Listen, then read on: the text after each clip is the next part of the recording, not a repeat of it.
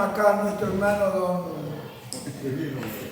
Julio, si tiene y quiere compartir esta mañana algo, le cedería a él, realmente si quiere. ¿Está bien, hermano? ¿Cómo?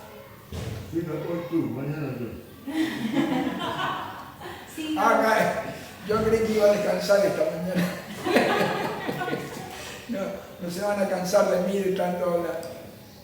Bueno, la verdad es que este tema tiene que ver con los fundamentos, es una parte de la doctrina importante, como bien habíamos mencionado en las Escrituras, en la palabra del Señor, que tiene que ver con la fe del creyente. Tanto es así que en la Escritura no solamente que nos manda a bautizarnos, nos manda a creer, en el Señor Jesús como nuestro Salvador, sino también nos ordena en ser bautizados en el nombre del Padre y del Hijo y del Espíritu Santo. Así de esa manera. De esa manera. Quiere decir que toda nuestra fe está allí. ¿Y por qué? Porque la Trinidad completa, Dios el Padre, Dios el Hijo y Dios el Espíritu Santo han actuado y actúan para la salvación del creyente, del pecador. El pecador creyente en Cristo Jesús. Dios es el que obra en todo esto sentido. También ocurre en los ministerios, ¿no? Dios es el que hace y que participa a estas tres personas de una manera activa, Sí, y estábamos mirando un poco con la ayuda del Señor en las prerrogativas que tienen estas tres personas, que no hay otra persona, no hay otro ser, ni en el cielo ni en la tierra, que tengan estas prerrogativas. Y ellas son omnipotente, omnisciente y omnipresente. ¿Se dan en cuenta? Nadie tiene esto, ningún ser angelical lo tiene, solo Dios identifica quién es Dios realmente en su ser, en su persona, en su naturaleza, no todo lo que es. Y hemos estado mirando acerca de la omnipresencia de Dios, que Dios está en todas partes.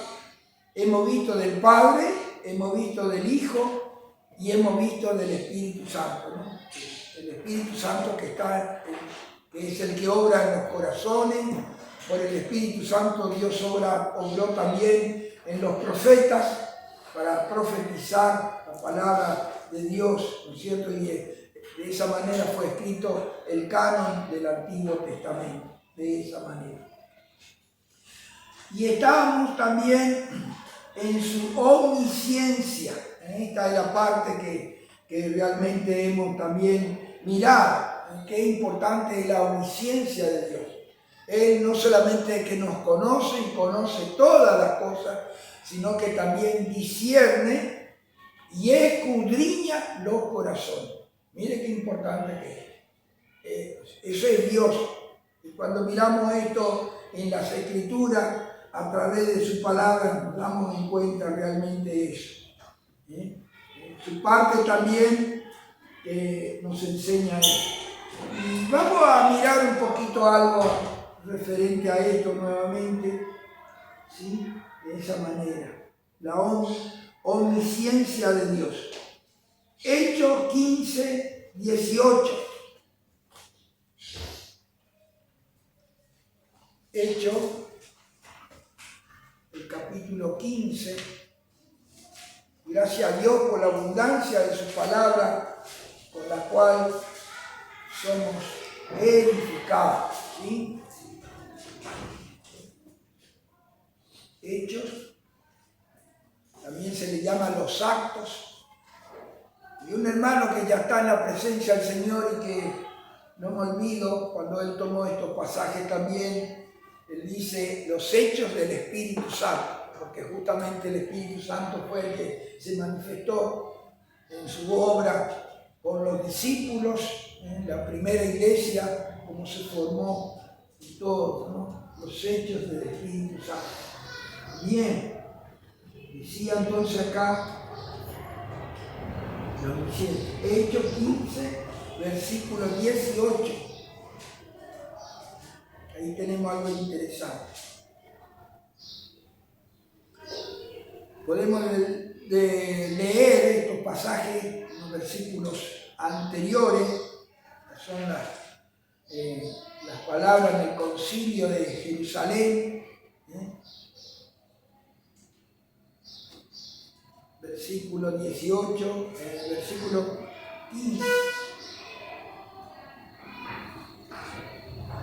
15 podemos leer, ¿sí? Desde el 15, en el concilio de Jerusalén, cuando se reunieron los apóstoles para tratar temas importantes que tienen que ver con la doctrina en cuanto a los gentiles, ¿sí? Dice así, en la escritura, en la palabra del Señor. Verso 15, y con esto concuerda la palabra de los profetas, como está escrito: después de esto volveré y reedificaré el tabernáculo de David que está caído, y repararé su ruina. En profecías que están en el Antiguo Testamento, ¿sí? Y lo volveré a levantar, hablando del pueblo de Israel, de todo lo que Dios va a hacer todavía aquí en adelante, ¿no? Dice, para que el resto de los hombres busquen al Señor. ¿Y qué más? O sea, del pueblo de Israel. Y ahora, y todos los gentiles sobre los cuales es invocado mi nombre. ¿Quién dice esto? ¿Quién dijo esto? Dice el Señor, o sea, Dios, dice el Señor, que hace conocer todo esto, ¿desde qué tiempo? Desde tiempos antiguos, desde tiempos antiguos. Y esto tiene que ver con la omnisciencia de Dios, Dios que conoce, Dios en su misericordia y en su gracia dio a conocer esto, ¿sí? A conocer esto a través de los profetas, de Dios, que nos inspiró mediante su Espíritu Santo para escribir estas palabras con tiempo.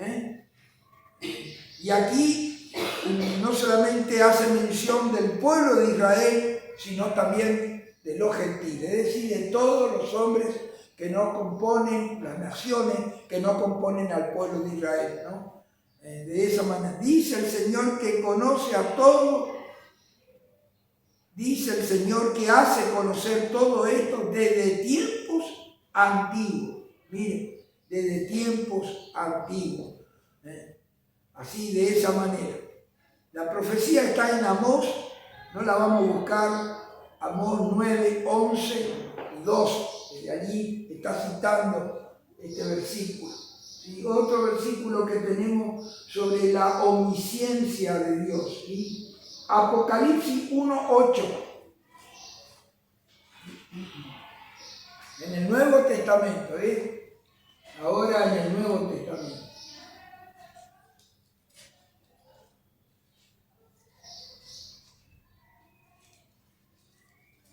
Omnipotente, perdón, este es lo que estamos mirando, omnipotente, la omnipotencia de Dios. Apocalipsis 1:8.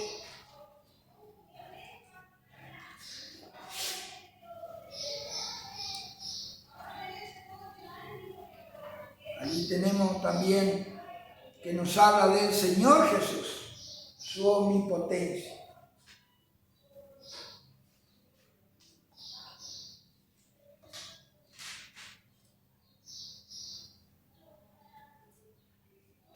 Versículo 8 del capítulo 1, nos habla de su omnipotencia. Yo soy el alfa y la omega, principio y fin, dice el Señor, el que es y que era y que ha de venir, el Todopoderoso. Miren, persona del Señor Jesús, que ocupa todos los tiempos, ¿sí? Él es el alfa y es la omega. Estas dos, dice que estas dos son la primera y la última letra del alfabeto griego, ¿no? De esta manera. Y es muy importante porque lo que significa el alfabeto en sí, mediante el alfabeto, mediante el conocimiento del alfabeto, se puede expresar tantas cosas, ¿no? Se escriben cartas, se escriben libros, somos enseñados en la escuela y nos trae el conocimiento, el conocimiento intelectual de conocer las cosas, de la sabiduría, del conocimiento. Y el Señor Jesús es Él. En Él está escrito todo, todos los conocimientos de la historia está en Él. Quien tiene al Señor Jesús tiene la sabiduría, tiene el conocimiento, tiene el testimonio de Dios, de todo lo que Dios ha profetizado, de todo lo que Dios ha ordenado para que fuesen escritos a través de los profetas en toda la historia. Por eso Él toma este lugar, este título tan importante. Él es el Alfa y la Omega. Es el principio y es el fin. Es antes y después de todas las cosas. Todas las cosas en Él subsisten. Anoche se leía aquel pasaje de Juan que nos hablaba nuestro hermano, ¿no? Que decía, ¿no?, que todo lo que tiene el Padre es mío. Así lo dijo, ¿no? Ahí está en Juan, eso que hemos leído. Todo lo que tiene el Padre es mío. ¿Y qué a Él le pertenece? Todo lo que hay. El cielo, la tierra, todas las cosas, el mar, los animales, todos fueron creados por Él. En Él subsisten, dice la Escritura, la palabra de Dios. Y Él es el origen de todos ellos. Todas las cosas tienen origen en Él. En Él tiene origen. También en Él finaliza. En Él también termina. Por eso es el principio y es el fin, ¿no? Los cielos y la tierra, dice, pasarán. Y es notable esto, ¿no? Nos habla realmente de su grandeza, de su poder, realmente. El que es tiempo presente, el que es, ¿qué más? El que era tiempo pasado, el que era en tiempo pasado, pero también tiene el futuro, el que ha de venir, o sea, ocupa todos los tiempos, el que es tiempo presente, el que era en el tiempo pasado y el que ha de venir. Y dice aquí, el Todopoderoso, es decir, el que tiene todo poder, todo dominio, toda autoridad en Él, en el Señor Jesús. Qué grande, qué grande. Hermano, grandioso, sobre su poder.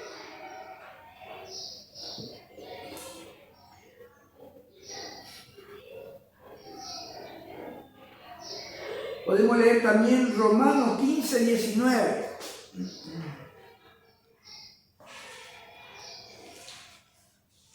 Romanos, capítulo 15 y el verso 19. Y hablando de su poder,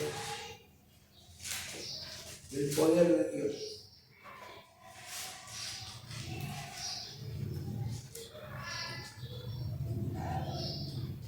Y aquí nos habla del poder del Espíritu Santo, ¿sí? Podemos leer, así dice así, con potencia de señales y prodigios en el poder del Espíritu de Dios, de manera que desde Jerusalén y por todos los alrededores hasta Ilírico, todo he llenado el Evangelio de Cristo. El poder del Espíritu Santo, o sea, la predicación del apóstol, ¿no? El apóstol Pablo, enseñando con señales y hablaba de la potencia del poder de su Espíritu Santo.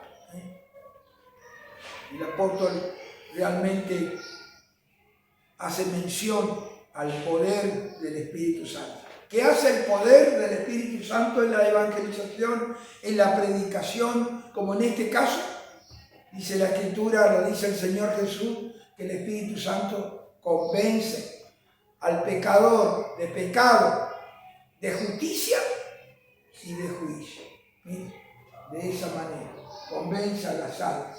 Quiere decir que ninguno de nosotros vendría al Señor, vendría al conocimiento del Señor, si Dios, por el poder de su Espíritu Santo, nos haya traído a Él, nos haya mostrado a Él, nos haya iluminado nuestra mente hacia Él, que Él es el Salvador, Él es el Hijo de Dios, Él es el que murió en la cruz, Él es el que tomó nuestro lugar por su poder. Y aquí habla de ese poder, dice, de ese poder. Bueno, ¿qué más tenemos aquí?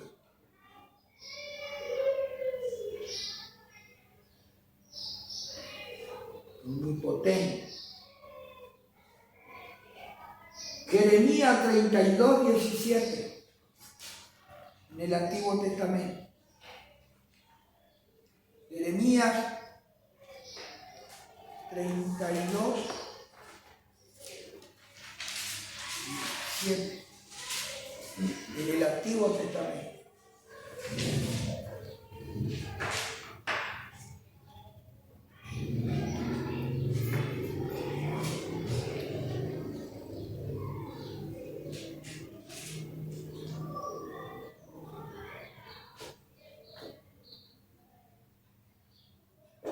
Dice así, a través del profeta Jeremías, ¿sí? Oh Señor, todo encontrado, ¿no? Jeremías 32, 17. Oh Señor Jehová, he aquí que tú hiciste el cielo y la tierra con tu gran poder. Esta palabra gran poder resume lo que implica todo poder, todopoderoso. Hiciste el cielo y la tierra con tu gran poder y con tu brazo extendido,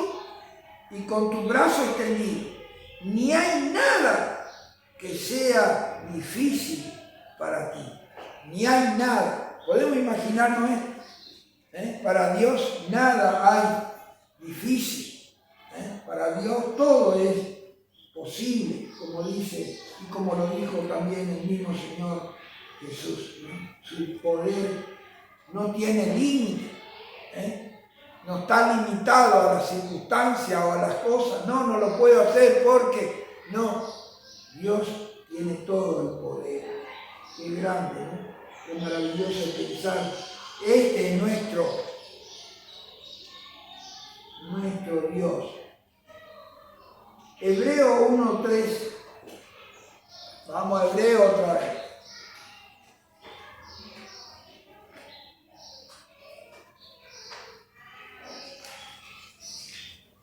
Hebreos, el capítulo 1 y el verso 3.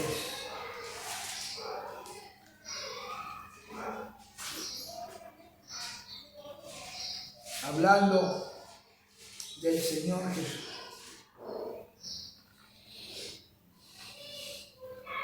El Hijo. Dice así, el cual, siendo el resplandor de su gloria y la imagen misma de su sustancia, y quien sustenta todas las cosas con la palabra de su poder, habiendo efectuado la purificación de nuestros pecados por medio de sí mismo, se sentó a la diestra de la majestad en las alturas. Qué grande, qué maravilloso. Este es uno de los versículos clave, importantes, centrales, que nos habla de la persona del Señor Jesús, el cual, siendo el resplandor de su gloria. Dice los eruditos de la Escritura, de la palabra de Dios, que este es, los califica como un verboide de algo que es permanente, de algo que es constante, de algo que no se termina, siendo. No dice que fue no dice que es, sino que, y no dice que será, sino que siempre. Es decir, un tiempo permanente, de tiempo presente, siendo, Él siendo, siendo. Es el resplandor de la gloria de Dios en el cielo. Fue el resplandor de la gloria de Dios en la tierra. Y serás siendo, y lo es, hacia el futuro, el resplandor de la gloria de Dios. Quiere decir que no deja de ser. Quiere decir que es un verbo de tiempo presente. Llama así un verboide, ¿no? De esa manera. El cual, está refiriéndose al Señor Jesús, ¿sí? Siendo el resplandor de la gloria de Dios. Esto es grande. Dios nos muestra otra gloria magnífica y grande para nosotros que no sea en la persona del Señor Jesús. En Él vemos la gloria de Dios. La gloria de Dios en la persona del Señor Jesús. Hay otros aspectos que también nos muestran la gloria de Dios. Y así lo dice, y así lo declara el profeta David, David, el rey David, ¿no? Los cielos cuentan la gloria de Dios y el firmamento anuncia las obras de sus manos. ¿Ves cómo es la cosa? O sea, toda la creación. Isaías dice, la tierra está llena ¿de qué? De su gloria. Es decir, todo lo que tiene que ver con la luz refulgente, con la luz esplendorosa, todo lo que tenga que ver con eso. ¿Quién es? El Señor Jesús. Por algo el Señor Jesús dijo estas palabras, porque lo es. Yo soy la luz del mundo. El que me sigue no andará en tiniebla, sino que tendrá la lumbre o la luz de la vida. ¿Se dan cuenta? Para que sea la luz del mundo, de todo el mundo, tiene que ser algo muy grande. Muy grande. Y esta luz tiene que ver, hermano, con la sabiduría, tiene que ver con el conocimiento, tiene que ver con el saber de Dios mediante la persona del Señor Jesús. ¿Entiendes? ¿Por qué el Señor Jesús dice, el que me sigue no andará en tinieblas, sino que tendrá la luz o la lumbre de la vida? Porque mediante el Señor Jesús conocemos a Dios, conocemos de su gracia, conocemos de su poder, conocemos de su amor, como se decía anoche, un amor incomparable, un amor que no tiene límite, que no podemos ni siquiera imaginarnos todo lo que implica, su profundidad, como hemos cantado, su anchura, su altura, no tiene límite, ¿no? Por eso, tiene que ver con ese conocimiento de la gloria. Por eso dice, el cual siendo el resplandor de su gloria, de la gloria de Dios. ¿Qué más se nos dice este precioso? Y la imagen misma, ¿de qué? De su sustancia. Aquí tenemos otra declaración muy importante acerca del Señor Jesús. La imagen misma. Hemos escuchado aquí a los chicos en esta mañana que decir, allí del Éxodo 20, ¿no? En el 24 dice, no te harás imagen de ninguna cosa que esté arriba en el cielo, o en la tierra, o debajo de la tierra. No te postrarás, no le adorarás, porque yo soy Jehová tu Dios. Mire, Dios no tiene forma humana, en el sentido de que Dios es espíritu, ¿no? Sin embargo, la Escritura nos habla que Dios tiene ojos que pasean la tierra, que Dios tiene con su mano, como hemos leído, formó la tierra, que Él llena todo el universo. Eso también hemos leído el domingo último pasado, de esa manera. Pero alguien que quiera ver a Dios no puede ver a Dios directamente, no puede ver, porque no verá a Dios alguien y no morirá, dice la Escritura. Mire, porque Dios es grande, grandísimo, maravilloso, imposible. El que habita, el apóstol Pablo allí en Timoteo dice, el que habita en luces inaccesibles. Mire a qué grado, inaccesible. El que habita en luces inaccesibles, de esta manera. Entonces el que nos reveló al Padre, nos revela a Dios, es el Hijo. Y el Hijo justamente es la imagen de Dios. ¿Ve? Por eso el Señor Jesús dijo, el que habito a mí, habito al Padre. No podemos mirar a Dios el Padre sin el Hijo. No podemos hacerlo eso. Tiene que necesariamente pasar nuestra vista a través del Señor Jesús. Por eso todo lo que el Padre es en esencia, lo es el Hijo igualmente. Y esto es lo que está declarando aquí en este precioso versículo. El cual siendo el resplandor de su gloria, ¿qué más? Y la imagen misma de su sustancia. Aquí no está hablando de su naturaleza. La sustancia de Él, de Dios, el Padre, lo lleva el Hijo. ¿Y qué es su naturaleza? Como se ha escuchado, ¿no? Todo lo que Dios es. Dios es santo, Dios es justo, Dios es sin mancha, Dios es incorruptible. Mire, tantas cosas podemos decir de Dios. Dios es luz, no hay ninguna tiniebla en Él. Todas esas cosas reúnen la persona del Señor Jesús. Todo, su esencia, la esencia de la naturaleza de Dios. Anoche se hablaba del amor de Dios. Y Dios nos ama porque Dios en su naturaleza es Dios, es amor, perdón. Nos ama porque Dios en su naturaleza es amor. Bueno, así es el Hijo. Así es exactamente el Hijo. Por eso cuando miramos al Hijo, al Señor Jesús, estamos viendo al Padre. Por esa razón. En su parte lo vemos al Padre en su faz espiritual. A través del Señor Jesús, de sus palabras, de sus actos, de sus hechos. Y la sustancia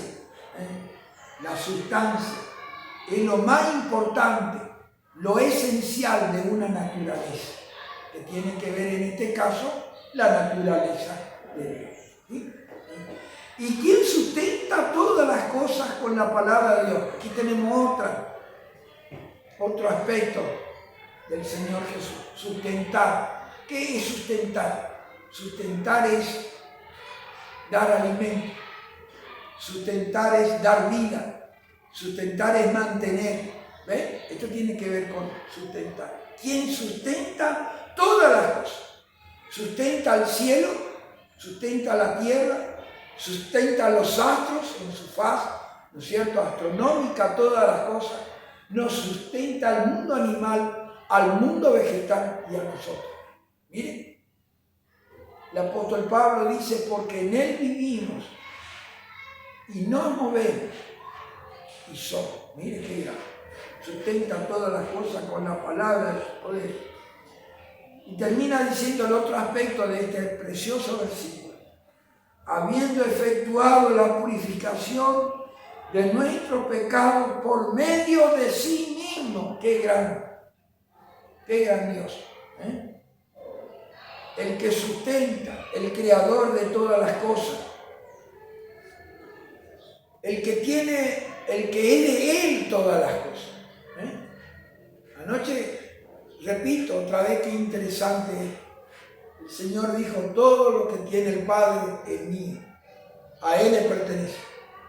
Y si uno mira en este pasaje nomás, en este capítulo 1 de Hebreo, justamente hace esa mención. Justamente, este capítulo, quisiera leer un poquito. Versículo 10, mire lo que dice el Padre acerca del Hijo. ¿Qué es lo que tiene el Hijo? ¿Cuáles son las cosas que pertenecen al Hijo? Mire, entre otras tantas que podemos ver en la Escritura. Mire, ¿qué dice el versículo 10? Y tú, oh Señor, en el principio fundaste la tierra, y los cielos son obras de tus manos. Ellos perecerán, mas tú permaneces, y todos ellos se envejecerán como una vestidura, y como un vestido los envolverás y serán mudados. Pero tú eres el mismo, y tus años no acabarán. Mire, ¿por qué le pertenece? Todo lo que el Padre tiene, porque aquí está la declaración. Y tú, oh Señor, mire qué palabra, mire qué palabra, mire qué declaración hace el Padre acerca de su Hijo. Y tú, oh Señor, en el principio, en el origen, fundaste la tierra, y los cielos son obras de tus manos. ¿Sí? Dice lo que va a pasar. Esto es lo que tiene que ver con la última palabra del alfabeto, como hemos leído allí, la omega, el final. Y aquí dice, y todos ellos se envejecerán, y como una vestidura, y como un vestido los envolverán, y serán, ¿qué? Mudados, el final. Como dice allí en segunda de Pedro, ¿no? Que los cielos pasarán con grandes estruendos, los elementos ardiendo serán deshechos, y las obras que en ellos han serán quemadas. Miren, Él es el final de todo eso. Apocalipsis, en cuanto al trono blanco, donde va a comparecer las almas que han rechazado la gracia de Dios y el amor de Dios, dice que se estableció un gran trono blanco, del cual dice, huyeron los cielos y la tierra. ¿Ves? Confirma esa verdad. Huyeron, se fueron envueltos, se fueron. Quedó el espacio abierto para establecerse ese trono grande, ¿no? Pero tú eres el mismo, y tus años no acabarán. Nos habla de su eternidad. Nos habla de su eternidad. Y termino con el pasaje del versículo 3, ¿no? Que dice así, habiendo efectuado la purificación de nuestros pecados. Esto es grandioso. Esto es grandioso. Porque aquel que con la palabra de su poder hizo todas las cosas para hacer la obra de la redención, de la salvación de nuestras almas, no fueron palabras, tuvo que entregarse él mismo. Y así como el sumo sacerdote, para hacer el sacrificio por los pecados, no podía entrar en el lugar santísimo sin sangre. Tenía que haber un animalito, tenía que haber alguien, un animalito inocente para poder entrar. Dice, en la escritura en hebreo dice, no con sangre ajena, sino con su propia sangre, que es lo que nos está hablando aquí. Por medio de la purificación de nuestros pecados, por medio de ¿qué? De sí mismo. Hermanos, Él es el purgador de nuestros pecados. Él es lo que dice la doctrina romana, el purgatorio. Él es el que purgó ya nuestros pecados, no que nos va a purgar. Ya lo hizo una vez y para siempre, nunca más. Él es, ¿ven? La purificación. En la versión antigua dice la purgación de nuestros pecados. Miren, de esa manera, de nuestros pecados. Por medio de sí mismo, con su propia sangre, ¿sí? se sentó a la diestra de la majestad en las alturas. ¡Qué grande! El sumo sacerdote en el lugar santísimo no podía sentarse. No había una silla allí para sentarse. Tenía que estar moviéndose permanentemente para que los otros sacerdotes que estaban del otro lado del velo podían sentir que él estaba vivo. Porque si no se oía más de su campanilla en sus vestidos, bien se podía pensar que fuego raro se hizo allí y que murió. Mire, murió. Pero el Señor Jesús, porque terminó su obra de redención, no hay más nada que hacer, se sentó a la diestra de la majestad en las alturas. Esto nos habla del verdadero descanso, del verdadero reposo. Por eso el creyente no está en un sábado, no está en un día, está en Cristo. Porque Él es nuestro reposo. A Él sea toda la gloria. Vamos a llamar a los chicos de la clase el 186, la palabra hoy sembrada, Ana, Salvador Nacer. Si hay, no sé, hermano don Julio, si tiene algo, quiera comentar. Correcto, muy correcto. Está bien. Bueno, nos ponemos de pie para entonar ese.